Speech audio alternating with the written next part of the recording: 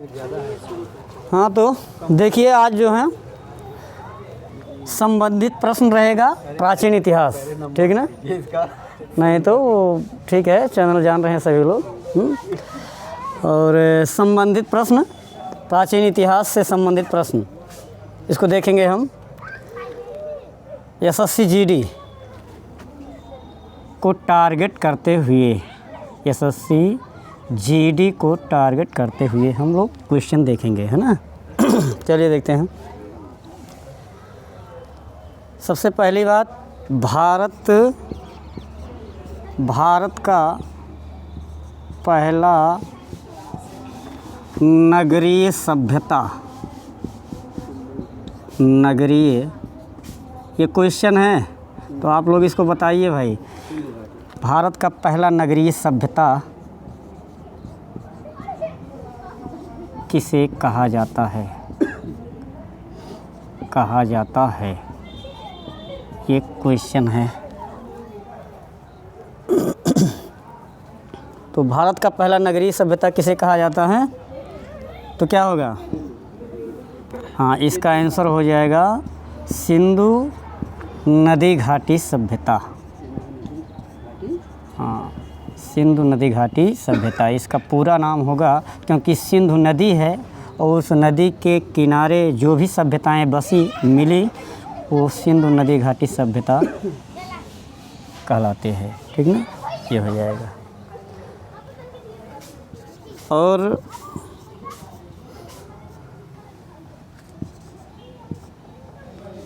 भारतीय इतिहास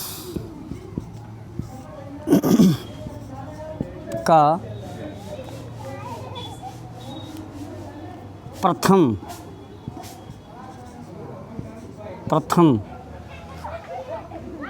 शांत प्रिय सभ्यता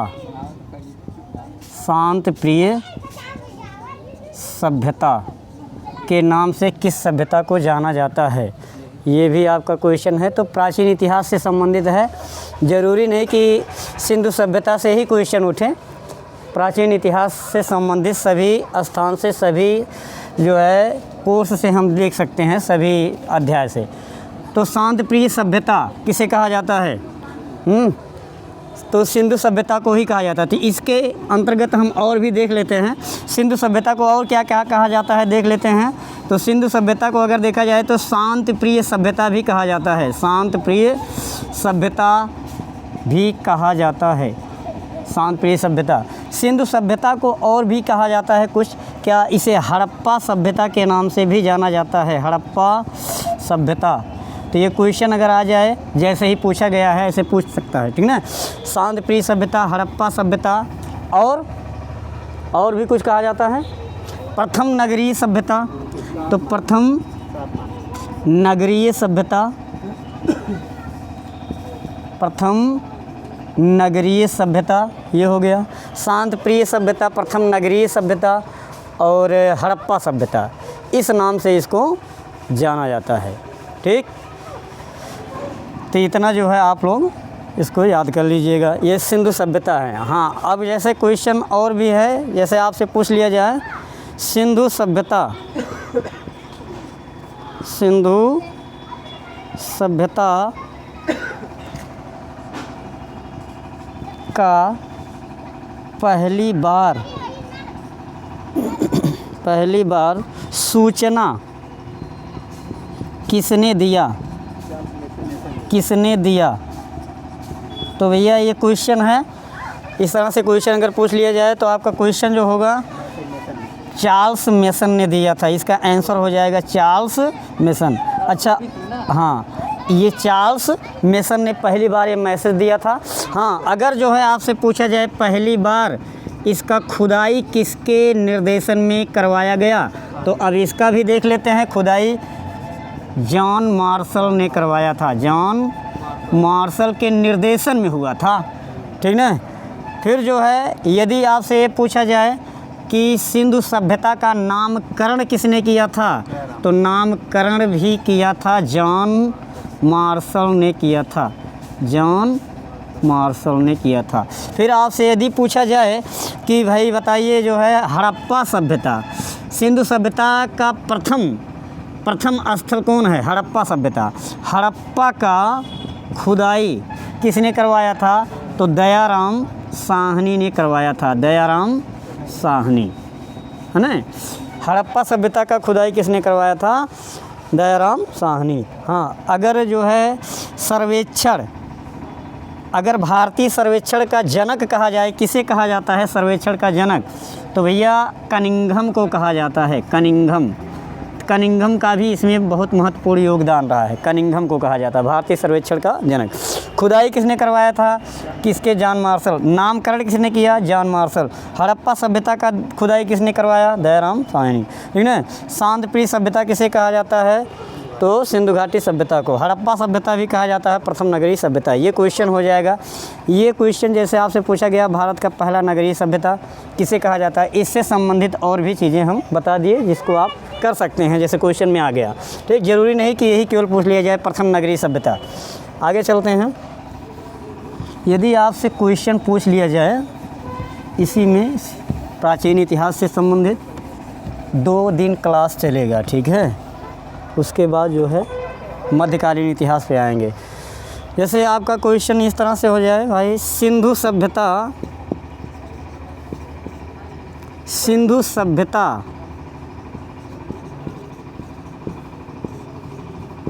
के क्षेत्र का आकार कैसा था या कैसा है? तो आंका गया है, तो कैसा था। तो कैसा था भाई, ये क्वेश्चन हो गया। अब क्या बताएंगे? तो ये हो जाएगा आपका त्रिभुजाकार, इसका आंसर हो जाएगा त्रिभुजाकार। तो त्रिभुजाकार का मतलब इस आकार में हो जाएगा, इसका आकार था, ठीक, त्रिभुजाकार। सिंधु सभ्यता का क्षेत्र कैसा था? त्रिभुजाकार। तो त्रिभुजाकार था। ये देखिए आपका क्वेश्चन और भी बनेगा यहाँ से, ठीक। क्वेश्चन जो बनेगा यहाँ से क्या कि जैसे पूछ लेगा उत्तर से सिंधु सभ्यता का जो क्षेत्र था उत्तर से दक्षिण कहाँ, मतलब उत्तर से लेकर दक्षिण तक कहाँ तक फैला हुआ था, इसका विस्तार कहाँ तक था? तो कहाँ तक था भाई, यानी सबसे उत्तरी स्थल का नाम क्या है? तो भैया मांदा है। सबसे उत्तरी स्थल का नाम क्या है? मांदा। सबसे दक्षिणी स्थल का नाम क्या है? दाइमा, है ना, दाइमा, ठीक है। यानी सिंधु सभ्यता का उत्तर से दक्षिण का विस्तार है, कहाँ से कहाँ तक? मांदा से दाइमा तक। ये मांदा कहाँ पड़ेगा भाई? देखिए ये जम्मू कश्मीर में लगभग पड़ता है। जम्मू कश्मीर में आप समझ लीजिएगा, यहाँ हम जम्मू लिख दिए हैं। और यहाँ पर दाइमा क्या है? तो ये महाराष्ट्र में पड़ता है। महाराष्ट्र और दक्षिणी महाराष्ट्र, ठीक है, ये हो जाएगा महाराष्ट्र। और अगर नदी अगर पूछ ले तो बताइए ये जम्मू कश्मीर में किस नदी के तट पर? हाँ, चिनाब नदी। कौन सा नदी यहाँ? चिनाब नदी हो जाएगा। यदि आपसे पूछा जाए सिंधु सभ्यता का सबसे उत्तर दिशा में कौन सी नदी? चिनाब नदी। लेकिन सबसे दक्षिण दिशा में सबसे दक्षिण दिशा में कौन सी? हाँ, गोदावरी। तो ये हो जाएगा आपका गोदावरी। यहाँ हम नीचे ही लिख दें, नदी कौन सी है? ये गोदावरी नदी है। तो आपसे क्वेश्चन पूछ सकता है कि भाई सिंधु सभ्यता का सबसे दक्षिणी सबसे उत्तरी स्थल बताइए, तो कौन सा है? मांदा। और सबसे दक्षिणी कौन है? दाइमा। स्थान महाराष्ट्र, ये स्थल है। दाइमा जो है ये स्थल है, और ये जो आपका है वर्तमान में इस राज्य का नाम है महाराष्ट्र, ठीक ना। यहाँ देखिए जम्मू कश्मीर वर्तमान में राज्य का नाम है, ये मांदा स्थल है, सिंधु सभ्यता का स्थल है, ठीक। ये हो गया। तो सबसे दक्षिणी नदी कौन है? तो गोदावरी। सबसे उत्तरी नदी कौन है? चिनाब। इस तरह से पूछ सकता है आपका, इस तरह से। अब जैसे आपसे यहाँ पूछ सकता है कि पूर्व से पश्चिम का विस्तार बताइए, कहाँ से कहाँ तक है? तो कहाँ से कहाँ तक बता सकते हैं, बताइए। यहाँ आलमगीर से लेकर कहाँ तक? सुतकांगेडोर तक। सुतकांगेडोर, ठीक, ये हो जाएगा सुतकांगेडोर। और हाँ, ये आलमगीर किस नदी पर ये पड़ेगा भैया? नहीं, ये तो है आपका हिंडन नदी आ जाएगा, ठीक, देख लीजिएगा, गलत मत करना, देख के लिखिएगा, ठीक ना। हिंडन नदी, और ये जो है भैया किस नदी पर है, तो दास्क नदी, दास्क, हिंडन और दास्क। वो आलमगीर, ये सूतकांगे, ये देखिए सूतकांगे जो है ये जो है पाकिस्तान में ये पड़ेगा, ठीक, पाकिस्तान बलूचिस्तान का क्षेत्र पड़ता है ये, ठीक ना। और ये आलमगीर कहाँ का क्षेत्र पड़ेगा बताइए? आलमगीरपुर, ये कौन सा है? मेरठ के आसपास का क्षेत्र है ये मेरठ के आसपास का क्षेत्र पड़ेगा, ठीक ना। मेरठ एक ज़िला है उत्तर प्रदेश का, है ना, ये है, हो जाएगा। तो अब आपको याद होना चाहिए कि ये क्वेश्चन तो हम एक ही पूछे थे, सिंधु सभ्यता का क्षेत्र या का आकार कैसा था, तो आप बताएंगे त्रिभुजाकार। त्रिभुजाकार में अब आपसे ये भी क्वेश्चन बनेगा कि बताइए इसका उत्तर से दक्षिण का विस्तार क्या है, तो कौन सा मतलब स्थान है, तो मांदा से कहाँ तक? दाइमा। मांदा कहाँ? जम्मू कश्मीर। दाइमा कहाँ? महाराष्ट्र। मांदा जो है ये इसका सबसे दक्षिणी नदी कौन है सिंधु सभ्यता के विस्तार का? गोदावरी नदी। और सबसे इसका उत्तरी नदी कौन सा है? चेनाब नदी। ये क्वेश्चन आपका बनेगा। इधर सबसे पूर्वी नदी कौन सा है बताइए? हिंडन नदी है। और सबसे पश्चिमी नदी कौन सा है? ये दास्क नदी हो जाएगा, ठीक, ये हिंडन नदी, ये दास्क नदी। तो ये यहाँ से क्वेश्चन ये बन जाएगा, सिंधु सभ्यता का सबसे पूर्वी नदी, सबसे पश्चिमी नदी, सबसे उत्तरी स्थल, सबसे दक्षिणी स्थल, ठीक ना, सबसे पूर्वी स्थल, सबसे पश्चिमी स्थल। इस तरह से ये क्वेश्चन बन जाएगा। तो ये याद कर लेंगे, ठीक ना। अब जैसे आप क्वेश्चन खुद ही बना सकते हैं आप इसको, ठीक, देख लीजिएगा। और फिर आगे चलते हैं।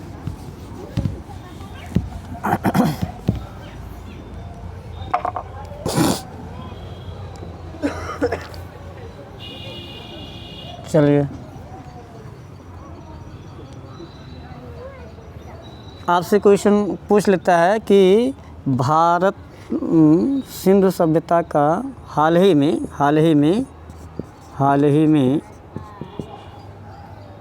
या हम हाल ही में ना लिखें ऐसे, क्योंकि पुरानी हो गई है बात, ठीक ना। तो इसको लिखेंगे कि जो है यूनेस्को के विश्व, अब सिंधु सभ्यता से संबंधित क्वेश्चन है, यूनेस्को के विश्व धरोहर की सूची में शामिल किया जाने वाला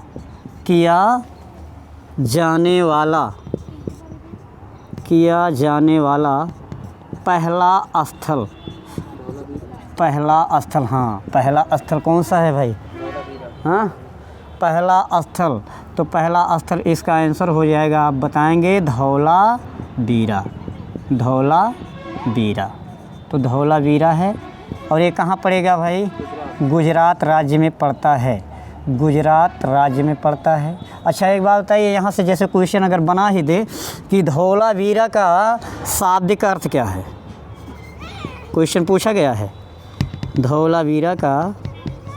धौलावीरा जो है इसका शाब्दिक अर्थ क्या है, बताएगा कोई? बताइए, धौलावीरा का शाब्दिक अर्थ,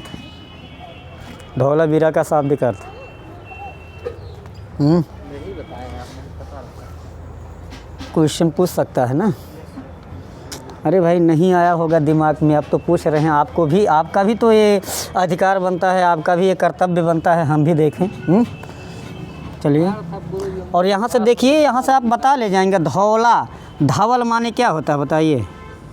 सफ़ेद हो गया कि नहीं? अब देखिए यहाँ वीरा माने होता है कुआं, ठीक, तो सफ़ेद कुआं। अच्छा, इसी बात पे एक बात और आ गई, चलिए हम देख लेते हैं धौलावीरा का शाब्दिक अर्थ क्या हुआ बताइए अब। हाँ, सफ़ेद कुआं। क्वेश्चन बनेगा ये, जान लीजिए, बनता है क्वेश्चन। सफ़ेद कुआं किसका शाब्दिक अर्थ होता है? मतलब सिंधु सभ्यता के किस स्थल का अर्थ है, शाब्दिक अर्थ है क्या? सफ़ेद कुआं। किस स्थल का? धौलावीरा का। अब आपसे शाब्दिक अर्थ वाली बात अगर आ जाए कि जो है धौलावीरा का अर्थ तो सफ़ेद कुआं हो गया। अब आपसे अगर ये पूछ ले कालीबंगा का अर्थ बताइए, ये भी जो है आपके सिंधु सभ्यता का एक स्थल है। कालीबंगा का शाब्दिक अर्थ क्या है? कालीबंगा का अर्थ क्या है?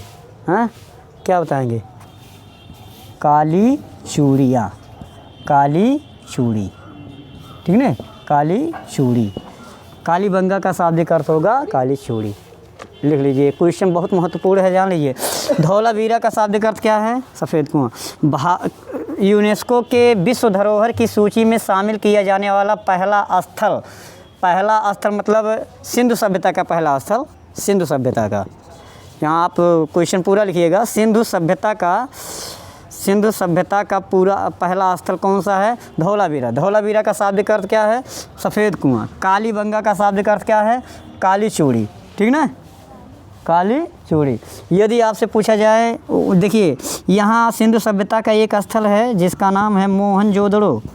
मोहनजोदड़ो, तो मोहनजोदड़ो का क्या अर्थ है भाई? हाँ, मृतकों का टीला, मृतकों का टीला। हाँ, मृतकों का टीला। मोहनजोदड़ो का ये शाब्दिक अर्थ है मृतकों का टीला। बहुत इम्पॉर्टेंट है ये अर्थ जो आपसे पूछा जाता है। कालीबंगा का शाब्दिक अर्थ है क्या? काली चूड़ी। और जो है मोहनजोदड़ो का शाब्दिक अर्थ क्या है? मृतकों का टीला, ठीक। धौलावीरा का शाब्दिक अर्थ क्या है? सफ़ेद कुआं।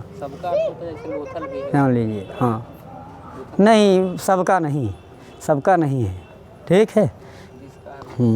इस प्रकार से ये आप याद कर डालेंगे, है ना। बहुत इम्पॉर्टेंट है और जो है इसको आप लोग जो है याद कर डालिए। शाब्दिक अर्थ ज़्यादा से ज़्यादा पूछ लेता है, ठीक। देखिए इसको और भी देखिए याद नाम आया हमको। सर उसको थोड़ा वो भी लिखवा दीजिए, थोड़ा वैज्ञानिक अनुसंधान जो। हाँ, लिखवाया जाएगा वैज्ञानिक अनुसंधान, ठीक। बहुत लंबा होगा नहीं सर वो। तो पहले इतिहास आप लोग पढ़िए, उसके बाद फिर उसको हम लिखवा देंगे। अर्थशास्त्र के अंतर्गत है ना बेटा, उसको हम पढ़ाएंगे। अभी तो अर्थशास्त्र जो है आप लोगों का जो है पंचवर्षीय योजना चल रहा था, है ना। हाँ, नहीं, यहाँ हम पढ़ा रहे थे। चलिए देखिए, सिंधु सभ्यता का और भी नाम है जो हमको ख्याल अब आया। देखिए सरस्वती सभ्यता के नाम से भी जाना जाता है। सरस्वती सभ्यता के नाम से भी इसको जाना जाता है। इस सभ्यता को सरस्वती सभ्यता भी कहा जाता है, जान लीजिए, सरस्वती सभ्यता, ठीक। कांस्य युगीन सभ्यता भी कहा जाता है, ध्यान दीजिएगा। कांस्य युगीन सभ्यता। सिंधु सभ्यता को कौन कौन सभ्यता कहा जाता है? कांस्य युगीन सभ्यता के नाम से भी इसको जाना जाता है, ठीक। अच्छा, कांस्य युगीन क्यों? क्योंकि कांसे का प्रचलन था इस समय। कांसा कैसे बना बताइए? कांसा कांसा जो है तांबा, और कांसा जो बना है, कांसा जो बना है ये तांबा प्लस टिन को मिला करके बनाया गया है, तांबा प्लस टिन को, ठीक। और जो है आपका पीतल, अगर पूछ ले पीतल कैसे बना है भाई? तो पीतल कैसे बनता है बताइए? पीतल, वैसे हम गलत लिख दिए यहाँ पर, पीतल ये रहेगा पीतल।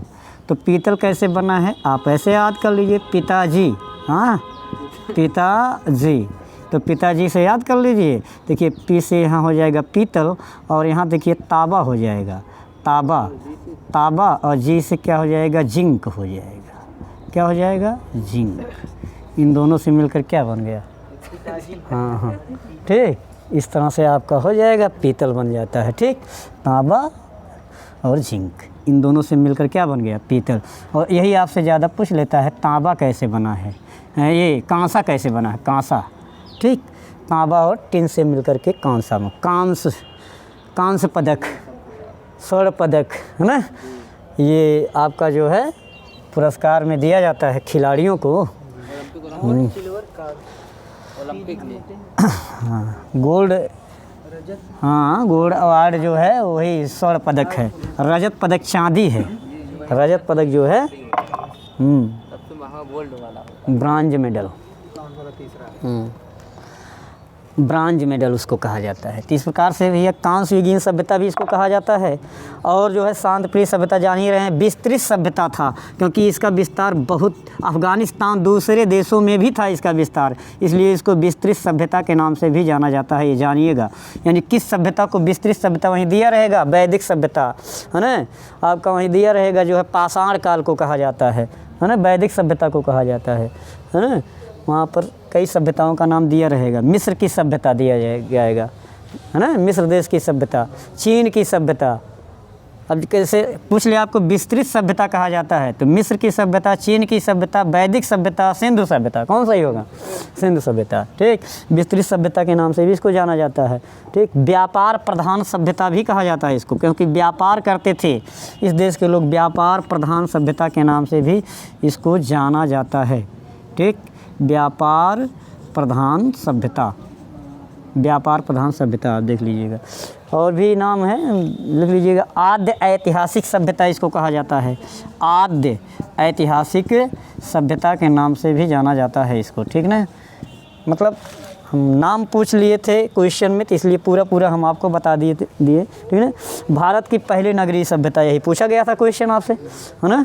ये पूरा सभ्यता आपसे पूछा जा सकता है कि सरस्वती सभ्यता किसे कहा जाता है, ये हो जाएगा। हाँ, नगरीय सभ्यता, प्रथम नगरीय सभ्यता, प्रथम नगरीय सभ्यता। ठीक ना, ये हो जाएगा।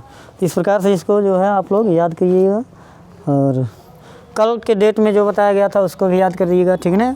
अब आपसे पूछ लिया जाए क्वेश्चन में, अघन्या, गाय को अघन्या, गाय को अघन्या, अघन्या किस वेद में कहा गया है, किस वेद में कहा गया है? चलिए बताइए, गाय को अघन्या किस वेद में कहा गया है? हाँ, ऋग्वेद में कहा गया है, ऋग्वेद में कहा गया है। गाय को अघन्या किस वेद में कहा गया है? ऋग्वेद में कहा गया है, ऋग्वेद में। ठीक ना, ऋग्वेद में कहा गया है, गाय को अघन्या ऋग्वेद में कहा गया है। अच्छा, अगर आपसे पूछ ले कि भैया बताइए ऋग्वेद में, ऋग्वेद की बात आए, क्योंकि कल बताए थे कुछ वेद से संबंधित, ऋग्वेद की बात आए, तो इसमें अगर आपसे पूछ ले कि बताइए ऋग्वेद में जो है चिकित्सा को क्या कहा गया है? चिकित्सा को, तो चिकित्सा को क्या कहा गया है भाई बताइए, चिकित्सा को क्या कहा गया है? चलिए, चिकित्सा को, चिकित्सा नहीं चिकित्सक, सॉरी, चिकित्सक को क्या कहा गया है? हाँ, वैद्य, डॉक्टर, वैद्य, डॉक्टर और ईश्वर और भेषज, इसमें से कौन सही होगा? ऑप्शन दे दिए हम, वैद्य, डॉक्टर, भेषज, ईश्वर। भेषज ही कहा गया है, यही है, इसको भेषज ही कहा गया है। चिकित्सक को क्या कहा गया है? भेषज कहा गया है ऋग्वेद में। ठीक ना, ऋग्वेद में चिकित्सक को भेषज कहा गया है। ठीक ना, इस प्रकार से इसको याद कर लीजिएगा। ऋग्वेद में चिकित्सक को क्या कहा गया है? ज़्यादा से ज़्यादा यही चिकित्सक वाला, ज़्यादा से ज़्यादा यही चिकित्सक वाला पूछ लेता है। ठीक, अघन्या कहा गया है किसको? गाय को, ऋग्वेद में। ठीक ना, चारों वर्ण का उल्लेख किस में है बताइए? चारों वर्ण का उल्लेख किस वेद में है? हाँ, चारों वर्ण का उल्लेख ऋग्वेद में ही है। हाँ, एक बात और, ऋग्वेद में कितने मंडल हैं बताइए? ऋग्वेद 10 मंडल हैं, तो वही 10वें मंडल में, उसी 10वें मंडल में ही चारों वेद का उल्लेख किया गया है। समझ में आया? हाँ हाँ, 4 वर्णों का उल्लेख 10वें मंडल में ही है, ब्राह्मण, क्षत्रिय, वैश्य और शूद्र, है ना। ये है दास राज युद्ध का भी वर्णन है इसी में। सोम देवता का वर्णन अगर पूछ ले तब बताइए ऋग्वेद के किस मंडल में है सोम देवता का वर्णन? सोम देवता का वर्णन नहीं भैया, 9वें मंडल में है। इसीलिए ऋग्वेद के 9वें मंडल को सोम मंडल कहा जाता है, सोम मंडल कहा जाता है। ठीक है, गायत्री मंत्र का उल्लेख बताओ। चलो, गायत्री मंत्र, हाँ, तीसरे में। हाँ, गायत्री मंत्र का उल्लेख तीसरे में। गायत्री मंत्र का उल्लेख तीसरे मंडल में पूछ लेता है। ठीक, ये आपसे क्वेश्चन पूछ लेता है, गायत्री मंत्र का उल्लेख तीसरे मंडल। नहीं, सब जो क्वेश्चन बन रहा है उसको सब याद करो ना, ऐसा सोच के ना याद करो कि बस यही याद करेंगे हम। यही पूछता है, सोम देवता का उल्लेख 9वें मंडल में, है ना, ये आप याद कर डालिए। चलिए, 4 आश्रम बताए गए हैं, 4 आश्रम बताए गए हैं भाई। बताइए, वेद नहीं बल्कि स्मृति, कौन सी स्मृति है? मनुस्मृति है। 4 आश्रम, मनुस्मृति के लेखक रचनाकार कौन है? रचनाकार, मनुस्मृति के रचनाकार कौन है? मनु है, मनु, हाँ ना, मनु स्मृति के रचनाकार मनु स्वयं मनु हैं, मनु जी, महर्षि मनु। यही पृथ्वी पर सबसे पहले आए थे, प्रलय होने के बाद यही बचे थे।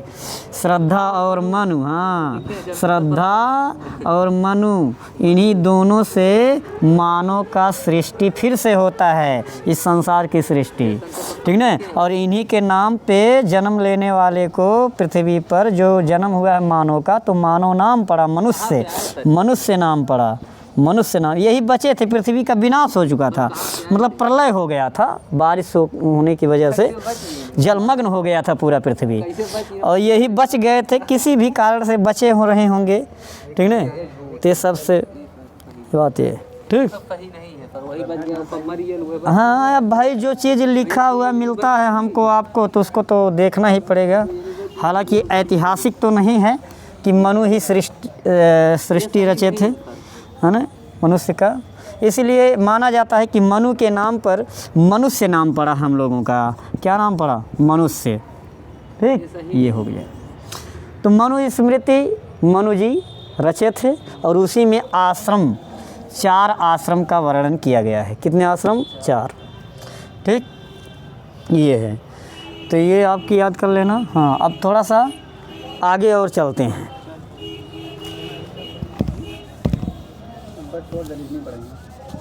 हाँ हाँ, सही कह रहे हैं।